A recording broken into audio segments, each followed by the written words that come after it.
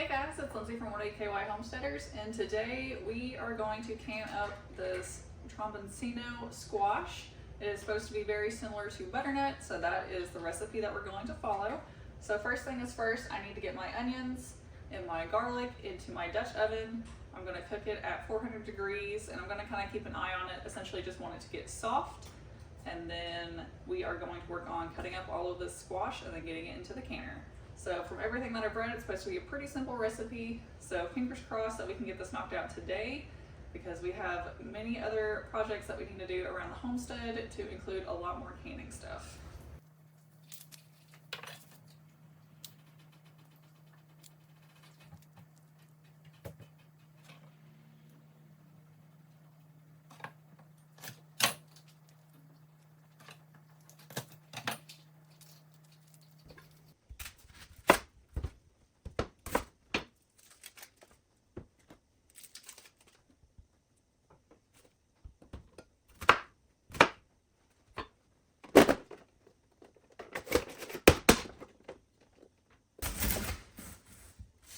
Just on my little safety goggles.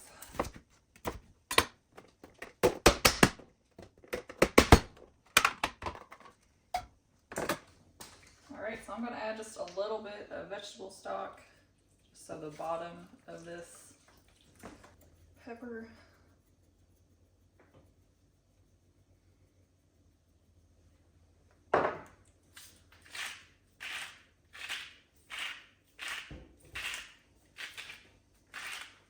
Some salt.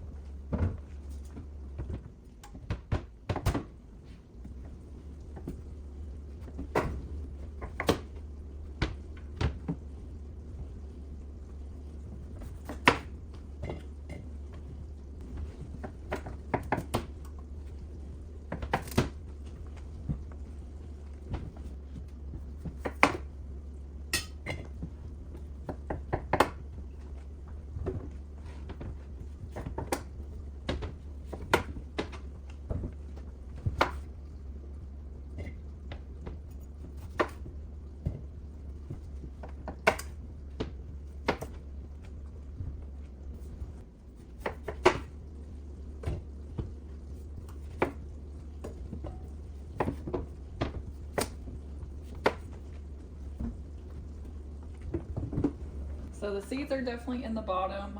So my plan is wash everything. I'm going to start on the necks of all these first. I'm going to save these bottoms for last, since that's where the seeds are. And we're just going to kind of see how this goes. It definitely smells similar to a butternut squash. It's got a little bit of a difference. Not really sure quite how to describe it. So we're going to follow the instructions like we're canning butternut squash.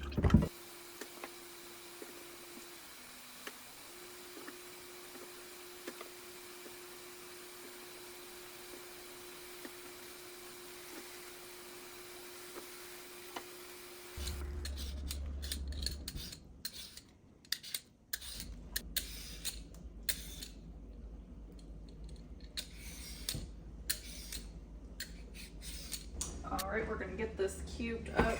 We want it to be similar in size, and we're going to get it into our stock pot.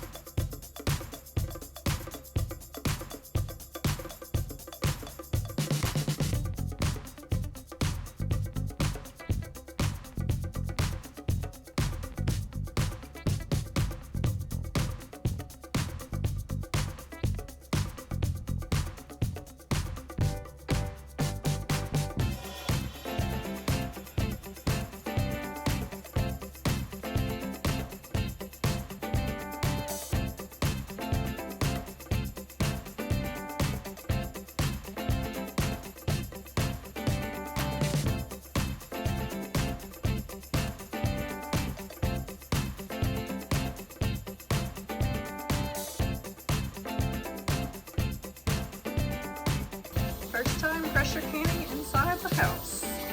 We canned for 60 minutes at 10 pounds of pressure. These are looking pretty good, smell good. And hopefully tomorrow we can try some out.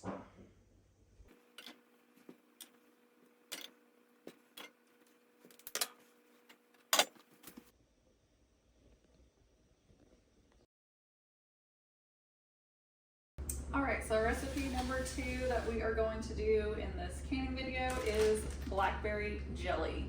So with the jam, it has a little bit of like the seeds and the skin, a little bit different consistency. I personally don't want the seeds in it, so we are going to start by juicing these blackberries, and then we are going to have to let it strain through cheesecloth, and that can take a couple hours.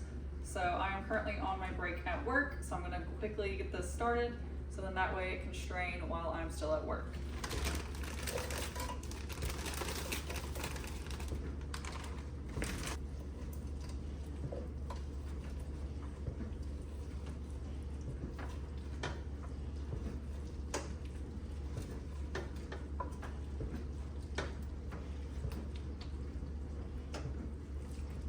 Alright, we're going to bring this up to a simmer for 10 minutes, and then I'm going to work on getting everything strained. So I'm going to jump off here, and after this is finished simmering, then I will jump back on. Alright, so our blackberries have been going for 10 minutes. Per the instructions, I added 1/4 of a cup of water, and now I am going to slowly pour it into here, try not to burn myself and splatter everything.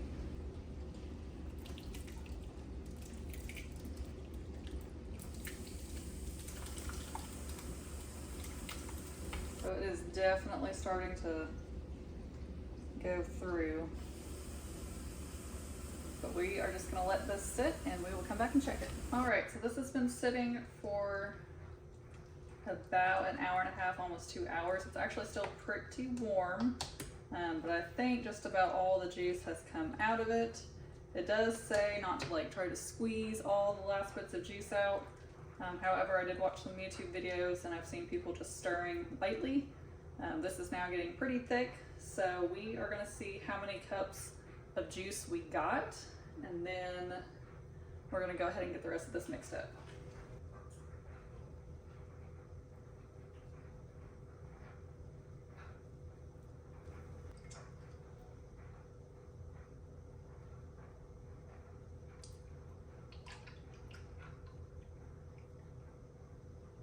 Alright, so this is definitely going to be a half batch. A full batch requires 4 cups of juice, but we do not have that. So this calls for 7.5 cups for a full batch. But again, we do not have a full batch. Also, I do not want that much sugar.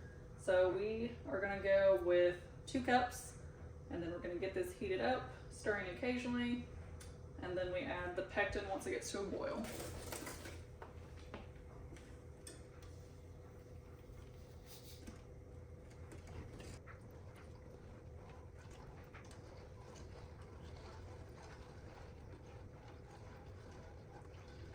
I got all of my jars out and ready, and now we're still just waiting for this to come to a rolling boil, and then we'll add that pectin, and then it's supposed to be at a rolling boil for 1 minute.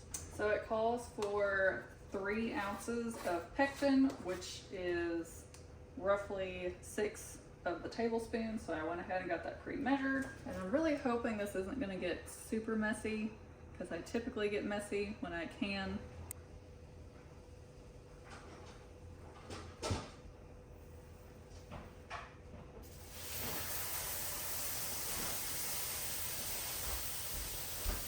That is going to be so awesome to clean.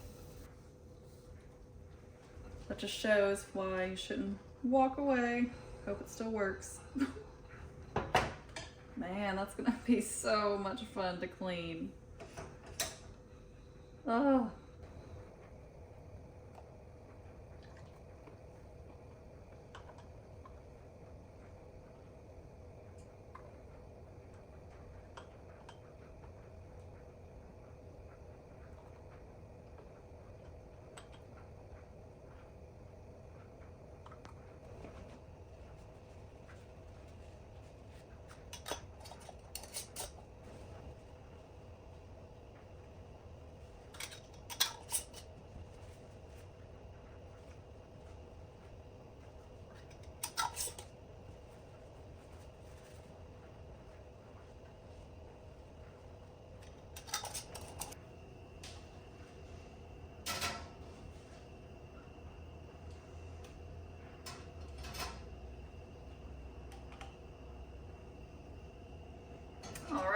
So this needs to come up to a boil. I'm having to use my further back burner just because of the mess.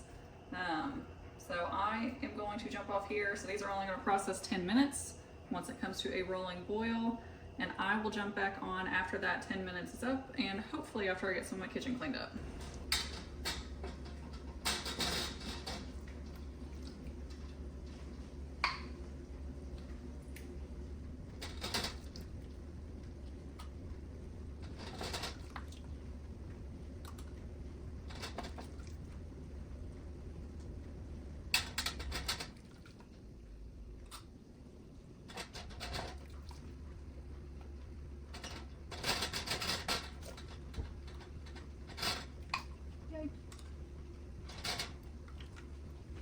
All right, so a couple of these have already sealed. I'm sure you heard the little pops. Now this is supposed to say more liquidy. It can take up to 12 hours to set. So we are gonna go ahead and jump off here, and we are gonna check in the morning, and hopefully we can have a piece of toast with some blackberry jelly.